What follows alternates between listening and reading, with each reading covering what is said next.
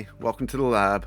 I'm JD, and today we're going to be looking at a clock module I built for my 8-bit breadboard computer project.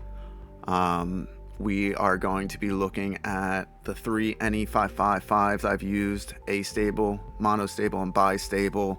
We're going to look at the waveforms. We're going to look at the circuit, obviously, and just kind of quickly go over how the overall everything is working. I'm not going real in depth in this stuff.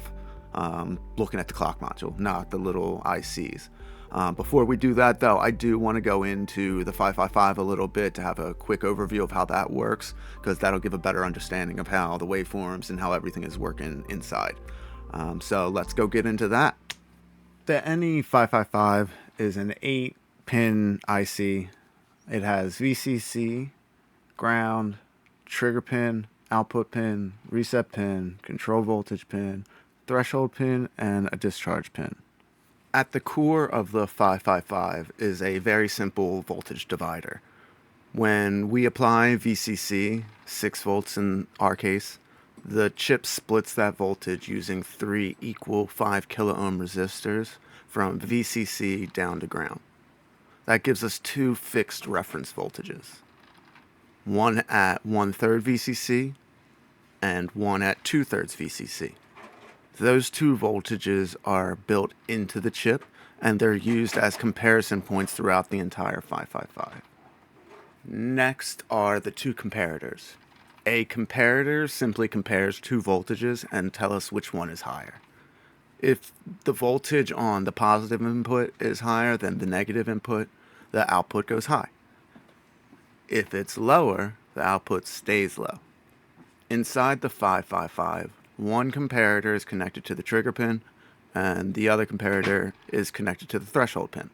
The trigger pin, pin 2, is compared against the 1/3 VCC reference.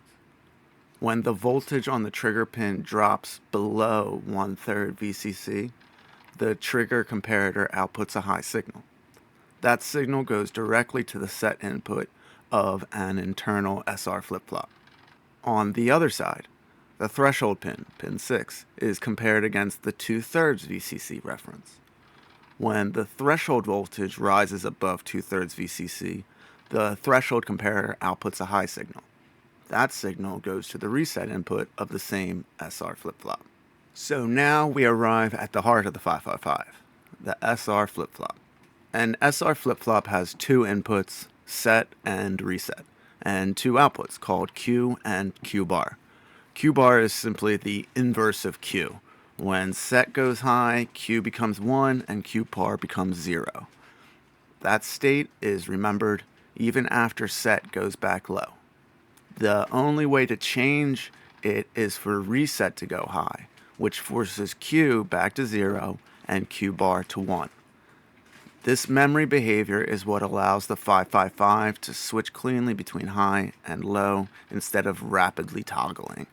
Inside the NE555, it's actually the Q bar output that's used. That signal feeds 2 important parts of the chip. First, Q bar goes through an inverter and output driver, which becomes the output pin of the 555. Second, Q bar controls an internal NMOS transistor.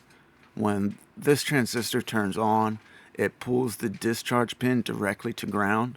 This is how the timing capacitor gets discharged in astable and monostable circuits.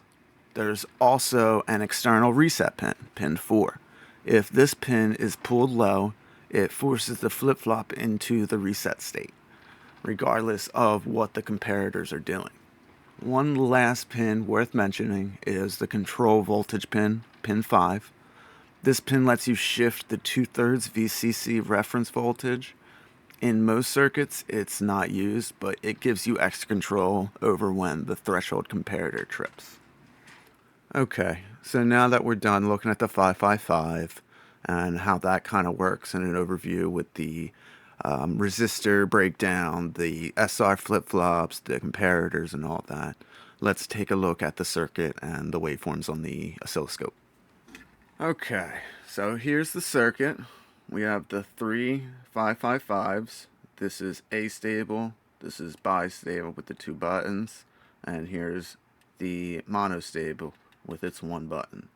Over on the right side, we have an inverter, we have an AND gate and an OR gate, and these are quad. I believe three of those are quads, so there's 4 inverters, 4 AND gates, and 4 OR gates.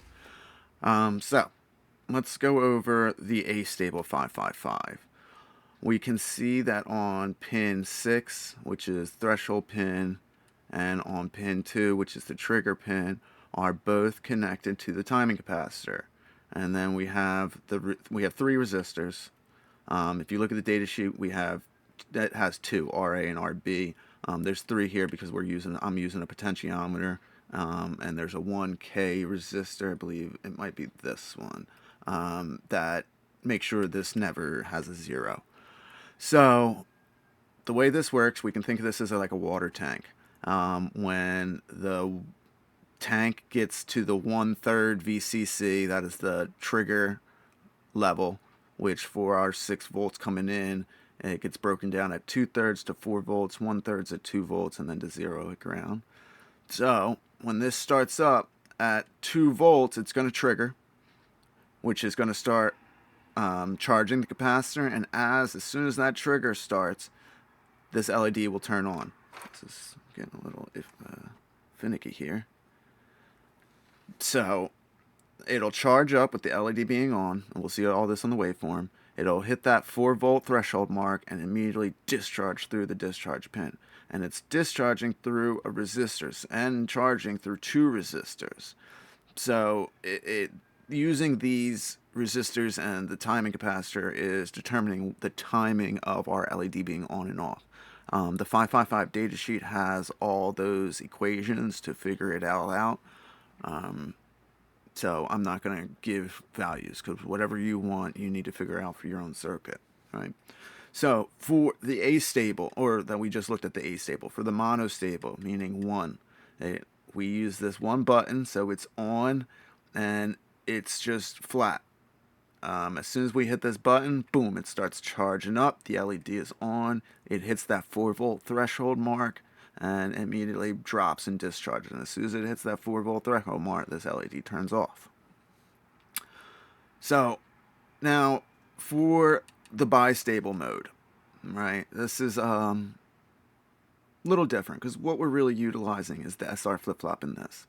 We are really using this as a switch to choose between either the oscillating clock or the step clock. So we can think of this, and I'm going to label these buttons, but we can label this as think of this as the run button, and this is the debug button. So when powered on, this will output a 0 and will be in the step mode. So the 0 output needs to go through an inverter, which it does, so that we can get a 1 when this is 0, and then we end that 1 with whatever output of the 555 is going on. So if this LED is off, this AND gate will output a 0. If this LED is on, it'll output a 1. And the same goes for this, except for when we are hitting the run mode, this 555 bistable outputs a 1 immediately, so we don't need to put it through an inverter. We can just end it straight with the astable 555 output. Both of those outputs of the AND gate are ORed together so that we get one clean signal out on this yellow LED. This yellow LED is the actual output of the clock module. So whatever this LED is doing is what is going to be seen on the full 8-bit breadboard computer. Now, the clock module of any computer is really the heart of the computer. So this is the bump, bump, bump, bump, bump, bump. In a human heart, in this computer, we get bump, bump, bump, bump, or bump, bump, bump, bump, bump, bump. Right? It depends. We're just getting an on and off. And depending on how we have the other signals connected, the computer will do things on the high or low side or both. We will see that as things get connected. Right? So let's check this out on the waveform. Or on the oscilloscope, I should probably say. Check the waveform on the oscilloscope. Alright, so as we can see, The oscillator, just powered this up, everything's connected. The oscillator is going, but nothing else is. Waveform's not doing anything. We have the oscilloscope connected to the output LED, and right now the step capacitor. So I'm going to push this button. This is the monostable. Ready, go. You see? Let's pause this, and we're going to zoom in. So each one of these blocks vertically is 1 volt for both yellow and purple. So we got 1, 2 volts. And then horizontally it's half a second, right? So we can see that this lasts for half, 1, a little over about 1.25 seconds. That's how long this output stays on.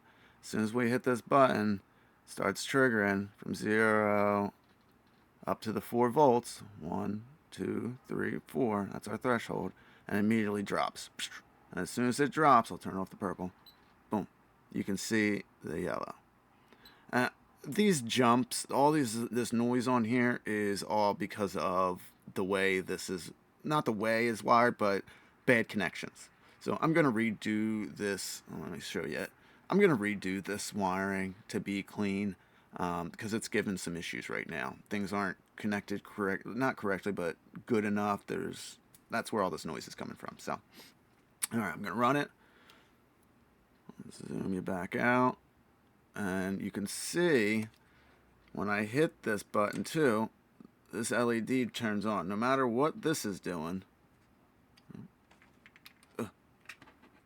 that's what's going on there, right? Have this sideways so we can see it. So now if we hit the run button, the thing broke. Oh my God. Okay. Sorry about the troubles there. I had some issues. So we can see this thing's cleaner now. Let me get my cleaner back. We can see it's doing the right. 2 volts for the trigger, 4 volts for the threshold. And it's basically doing what the monostable was doing, just repeating. Without having to push a button, we can see it, right? No matter what I do over here, right, that's not going on the output. So as soon as this is powered on, this thing will charge up. It's not at 2 volts, charge up. The LED is on as it's charging, hits the 4 volt threshold, and immediately starts to discharge. Now, we don't get that sharp drop that we got with the push button because we are going through a resistor. So we have more of a slow discharge. Like I said, that's what's doing the timing of the capacitors. Those equations are in the data sheet. And quickly, before we go, I'll show you the potentiometer. Now I'm going to be changing these values because I want it to be faster. I want the ability to move it fast, but also have it going slow. Right now, the lowest it can go, the fastest it can go is this, which is about, oh God, I got dirty again.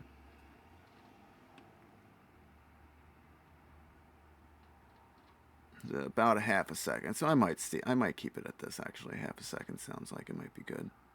Okay, so if you've made it this far, I appreciate it. This is the first video I've ever made. First video in the series and the channel. So be gentle. I'm trying, I'm learning.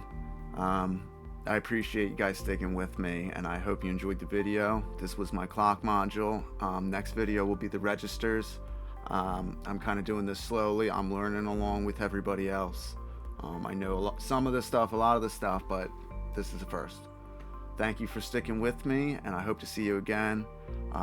Please like and subscribe. That's really going to help me the starting of this channel. Any comments, any constructive would be greatly appreciated. Like I said, this is the first time videos I'm doing. Not gonna lie, it was a little bit of a nightmare. I can't tell you how many times I've reshot these videos and reshot these shots. I'm done. This is the final no matter what. So I appreciate it. See you guys.